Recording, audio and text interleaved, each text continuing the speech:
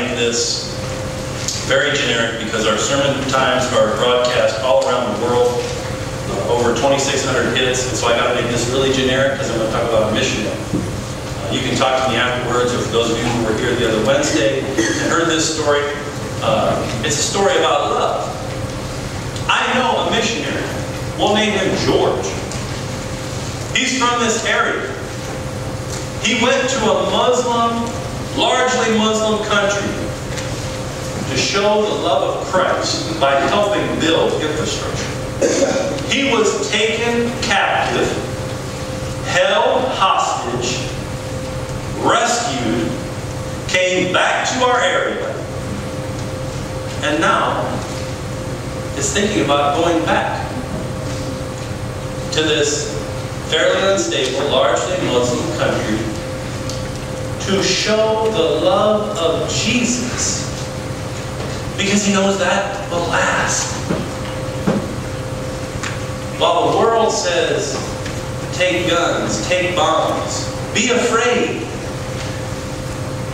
George says, I'm going to go show the love of Jesus.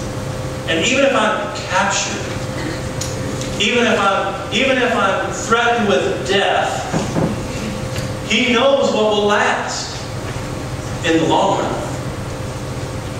Do we have the courage today to love like that?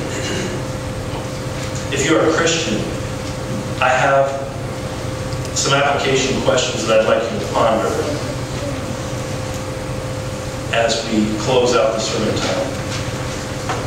If you're a Christian today, and I know this is skating on thin ice, very, very thin ice, but why do you do what you do? Why do you do what you do with your family, with your church, in your community? Is it out of love? Is it out of guilt? Is it out of a sense of obligation?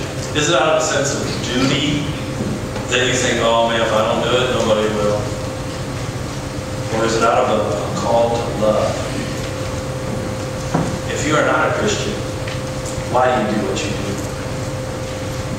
And has the love run out on occasion? What I'd like to tell you is that there is a fountain of love that flows, a river of love that flows.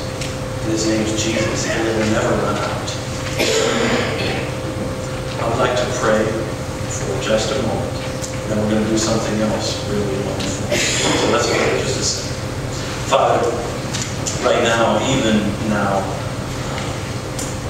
you are inspecting our lives.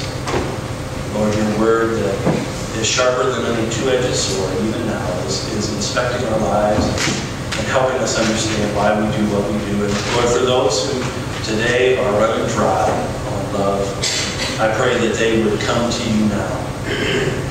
Not only with bowed heads, but with bowed hearts, and be filled with your love and your Spirit again.